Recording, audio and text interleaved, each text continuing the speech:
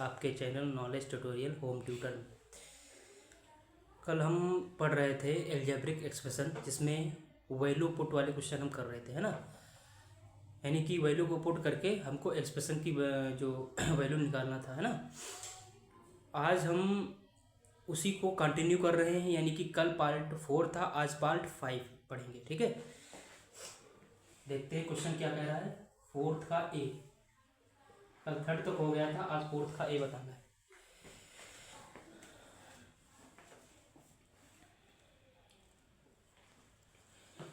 ए square plus का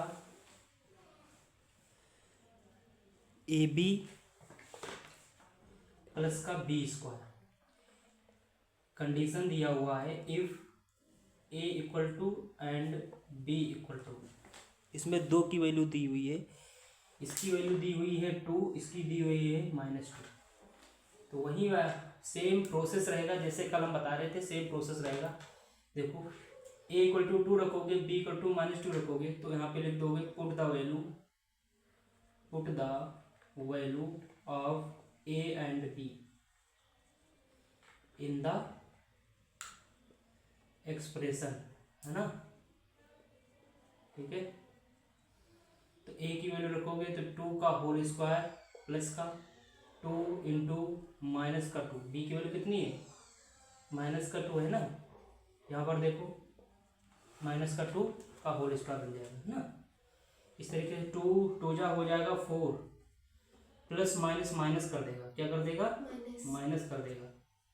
तो बन जाएगा 2 जा 4 प्लस 2 जा 4, ये प्लस का आ जाएगा। ये बताया था ना, इवन होता है तो प्लस आता है, अगर ऑड होता तो माइनस आता है।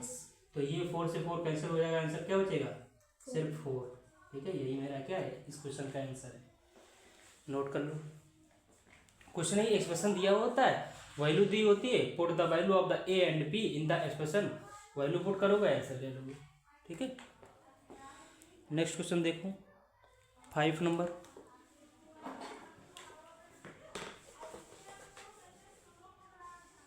अगर समझ में नहीं आता बेटा तो उसको वीडियो को पॉज करके देख सकते हो। ठीक है,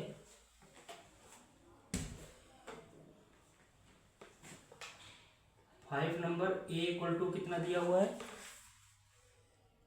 0, बी इक्वल टू कितना दिया हुआ है? -1।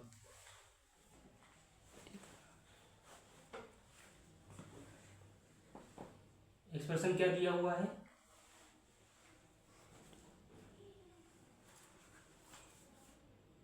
2a square plus B square plus का 1। 2a स्क्वायर प्लस का बी स्क्वायर प्लस का 1। सेम प्रोसेस क्या करोगे? Put the value of a and b।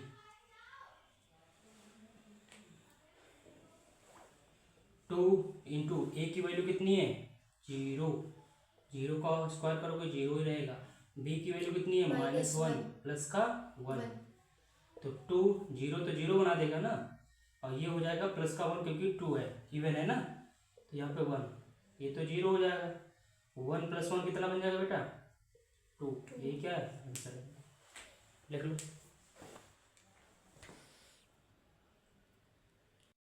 देखो इधर, ये 5 नंबर का थर्ड है क्वेश्चन। देखो क्या कह रहा है, 2a स्क्वायर बी प्लस का 2ab स्क्वायर प्लस का ab, comma if a equal to दिया हुआ है 0 और b इक्वल टू -1। ये है कंडीशन दिया हुआ है, इफ, है ना, वैल्यू पुट करना है। तो देखो, put the value of a and b, value put कर दो। 2, 0 का होल स्क्वायर 0, b की वैल्यू कितनी हो जाएगी? -1। 2, a कितनी है? 0, है ना। आराम से करना है ना। देखो 2, a का स्क्वायर कितना है? a है 0, 0 का होल स्क्वायर किया, एक बार तो पुटअप कर सकते हो ना। उसके बाद b -1 प्लस 2, a की वैल्यू 0 है, b की वैल्यू -1 रख दो यहाँ पे, -1। जो चीज़ माइनस में उसको ब्रैकेट में रखना, बस इतनी बात ध्यान रखना। ठीक है, a की वैल्यू कितनी है? 0, b की वैल्यू कितनी है? -1। तो देखो 2, ये हो जाएगा 0, ये तो जीरो बन जाएगा, ये पूरा पद जीरो बन जाएगा। यहाँ जहाँ पे मल्टीप्लिकेशन में पूरा मल्टीप्लिकेशन है ना, और पूरा मल्टीप्लिकेशन जब होता है और जीरो आ जाए उसके बीच में, तो क्या करेंगे, पूरा वो टर्म बन जाएगा जीरो। तो यहाँ पर हम ऐसे कह सकते हो, अभी लिखने को लिख सकते हो ऐसे, कोई दिक्कत नहीं। ये भी जीरो बना देगा, ये भी जीरो बना देगा, सब जीरो बन जाएंगे, यानी कि प्लस माइनस माइनस बना देगा ये, ठीक है। ये 2 0 0 यानी कि माइनस से जीरो ही आएगा, ये भी जीरो आ जाएगा, तो इसका मतलब सब जीरो बना देगा। Zero minus zero plus zero, इसका मतलब आंसर क्या आएगा, जीरो, जीरो आ जाएगा। लिख लो।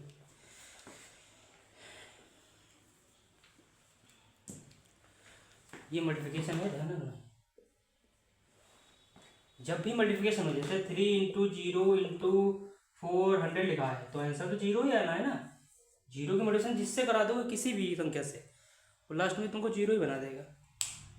हाँ, एक बात ध्यान रखना, जैसे ये लिखा है 400 और प्लस जीरो लगा, तो इस पर कोई फर्क नहीं पड़ेगा, वो 400 ही रहेगा। प्लस में जीरो में कोई फर्क नहीं पड़ता, ना माइनस में पड़ता।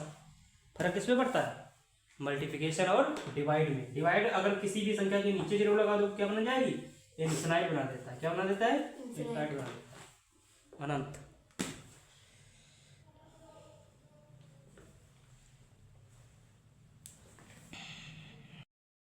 देखो ये वाला जो क्वेश्चन है ना, वो 6 नंबर का थर्ड है, ठीक है। कह रहा है question, if x is equal to 2, कहता है x की अगर वैल्यू क्या है, 2 है, तो ये जो दिया गया एक्सप्रेशन है क्या है, 4 ब्रैकेट में 2x minus 1 plus 3x plus का 11, इसकी वैल्यू मुझे निकालनी है। तो पहले मुझे क्या करना पड़ेगा, इस ब्रैकेट को ओपन करना पड़ेगा। देखो 4 की इससे 2x से कराओगे तो 4 इंटू 2x बन जाएगा, माइनस 4 इंटू 1 बन जाएगा, ठीक है, प्लस का 3x ऐसे लिख लो, प्लस का 11। इतनी बात समझ में आई है? जब 4 टू जा 8x बन जाएगा, है ना, माइनस का 4 प्लस का 3x माइनस का 11, ए प्लस का 11। अब x की वैल्यू यहाँ पे रख दो, put the value of x। तो x की वैल्यू कितनी है, 2 है, तो रख दो 8 इंटू 2 माइनस का 4 प्लस का 3 इंटू 2 प्लस का 11, ये बना देगा 16। 8 टू जा 16 होता है, 4, ये 3 टू जा 6 होता है, प्लस का 11, क्या बना देखो 16 और 11 ऐड करोगे क्या बन जाएगा 27, प्लस का 6, या 6 से 4 माइनस कर दोगे क्या बचेगा, प्लस का 2 बचेगा, ऐसे समझो। तो इन दोनों को ऐड करोगे कितना बनेगा 29, यही मेरा क्या है आंसर। समझ में आ गया नहीं आ गया, क्वेश्चन क्या कह रहा था और क्या करना था, कोई देख लो। क्वेश्चन कह रहा था if x is equal to 2, और ये एक्सप्रेशन दिया हुआ था, कहता है कि x की वैल्यू अगर 2 के बराबर है तो इस एक्सप्रेशन की वैल्यू मुझे बताओ। तो इसका पहले हम क्या करेंगे, इस ब्रैकेट को ओपन कर लेंगे, 4 इंटू 2x माइनस का 4 इंटू 1 प्लस का 3x प्लस का 11 ऐसे लिख लिया। फिर 4 टू जा 8x बन जाएगा, माइनस 4 3x प्लस का 11, put the value of x की वैल्यू पुट अप कर देंगे यहाँ से। जैसे हम वैल्यू पुट करेंगे x की, तो ये चीज़ हमारे सामने आ जाएंगे, 8 टू जा 16, 8 टू जा 6। हमने इन दोनों को ऐड कर दिया 16 और 11 को, क्योंकि ये दोनों प्लस के थे, 27 प्लस का ये भी था, लेकिन हमने इससे माइनस कर दिया, क्यों, क्योंकि यहाँ पर हमारा इजी लग रहा था, है ना। ये 6 से 4 माइनस कर दोगे, 6 से 4 माइनस कर दोगे बचेगा 2 बचेगा, क्योंकि बड़ा कौन सा है, प्लस वाला, है ना, 6 बड़ा है, तो 6 आएगा प्लस का, जो चीज़ बड़ा होता है उसकी उसी का सिंबल लगता है, 2 आ जाएगा। ये क्या बन जाएगा 29। बस इसको ब्रैकेट में जरूर लिख लेना, नोट कर लो।